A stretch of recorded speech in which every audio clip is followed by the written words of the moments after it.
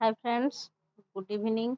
Welcome to my YouTube channel Sanskrit Creativity. Friends, ମୁଁ ଆଜି ଆପଣମାନଙ୍କ ନିମନ୍ତେ ଗୋଟେ ଇମ୍ପୋର୍ଟାଣ୍ଟ ଅପଡେଟ୍ ନେଇକି ଆସିଛି। ଦେଖନ୍ତୁ, ଆଜି ଆମର ଯୋଉ ଏଲିମେଣ୍ଟାରୀ ଟିଚର ମାନଙ୍କର ମ୍ୟୁଚୁଆଲ ଗ୍ରାଉଣ୍ଡରେ ଟ୍ରାନ୍ସଫର ଅର୍ଡର ଆସିଛି। ଦେଖନ୍ତୁ, ଏଟା କୋଉଠୁ ଆସିଛି କି directorate of elementary education Odisha Bhubaneswar କଣ ଅଛି ନା ଡେଟେଡ୍ ଅଛି 8/10/25।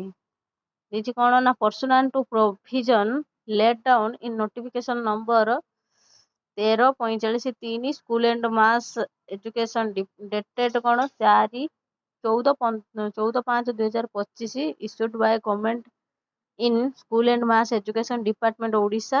ଦେଇଛି କଣ ନା elementary school teacher who have applied for inter district online transfer. ତାହେଲେ ଇଣ୍ଟର ଡିଷ୍ଟ୍ରିକ୍ଟ ଯୋଉ ଅନଲାଇନ୍ ଟ୍ରାନ୍ସଫର ପାଇଁ ଯୋଉମାନେ ମ୍ୟୁଚୁଆଲ ଗ୍ରାଉଣ୍ଡରେ କଣ କରିଥିଲେ ଆପ୍ଲାଏ କରିଥିଲେ ସେମାନଙ୍କର ଲିଷ୍ଟଟା ଆସିଯାଇଛି। ଆପଣମାନେ ଦେଖି ନିଅନ୍ତୁ। ପ୍ରଥମେ କିଏ ଅଛନ୍ତି ଏଠି ନା ବିଶ୍ୱନାଥ ବାରିକ, ଯିଏକି ଭଦ୍ରକରେ ଥିଲେ। ସେ ବର୍ତ୍ତମାନ ଯାଇଛନ୍ତି କୋଉଠି ନା ଯାଜପୁରକୁ ଯାଇଛନ୍ତି।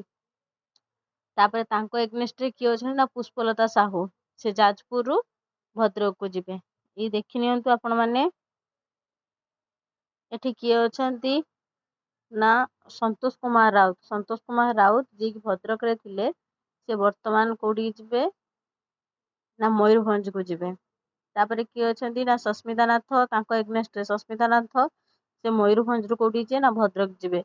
ସେଇଭଳି ଭାବରେ ଦେଖନ୍ତୁ ଅନ୍ୟାନ୍ୟ କେତେକ ଟିଚର ମାନଙ୍କର ମଧ୍ୟ ନାଁ ଆସିଯାଇଛି। ଆପଣମାନେ ଚେକ୍ କରି ନିଅନ୍ତୁ। ଫାର୍ଷ୍ଟ ଅଛି ଏଠି କିଏ ନା ଅଭୟ କୁମାର ମହାନ୍ତି, ଯିଏକି କେନ୍ଦ୍ରାପଡ଼ାରେ ଥିଲେ, ସେ ବର୍ତ୍ତମାନ ନବରଙ୍ଗପୁରକୁ ଯିବେ। ଚନ୍ଦ୍ରିକା ସାମନ୍ତରାୟ, ଯେ ନୟାଗଡ଼ାରୁ ଖୋର୍ଦ୍ଧାକୁ ଯିବେ। ଦେଖି ନିଅନ୍ତୁ। ଏ ସବୁ ଆମର କଣ ଆସିଛି ନା ନୂଆ ନୂଆ ଅପଡେଟ୍ ଆସିଛି। ଏଠି ଦେଖନ୍ତୁ କିରଣବାଳା ସାହୁ, ସେ ନୟାଗଡ଼ରୁ ଖୋର୍ଦ୍ଧା। ତାଙ୍କ ଏଗନେଷ୍ଟରେ କିଏ ଅଛନ୍ତି ନା ଓଷାରାଣୀ ପାଇକରାୟ, ଯିଏକି ଖୋର୍ଦ୍ଧାରୁ ନୟାଗଡ଼କୁ ଯିବେ। ମାନେ ଦେଖି ନିଅନ୍ତୁ। କୁମୁଦିନୀ ମଲ୍ଲିକ, ସେ ଯିଏକି ଗଜପତିରୁ ଗଞ୍ଜାମ।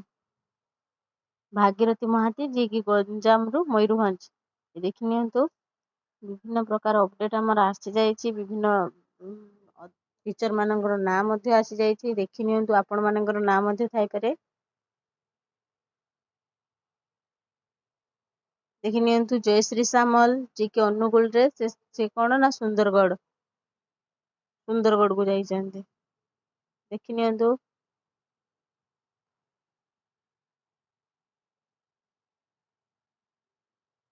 ପାଖାପାଖି 300 ପାଖାପାଖି ଟିଚର ମାନଙ୍କର ଏଲିମେଣ୍ଟାରୀ ଟିଚର ମାନଙ୍କର ଟ୍ରାନ୍ସଫର ମ୍ୟୁଚୁଆଲ ଗ୍ରାଉଣ୍ଡରେ ଟ୍ରାନ୍ସଫର ଅର୍ଡର ଆସିଛି।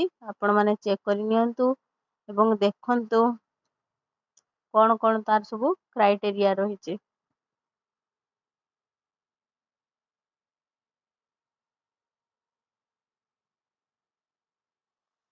ଧନ୍ୟବାଦ।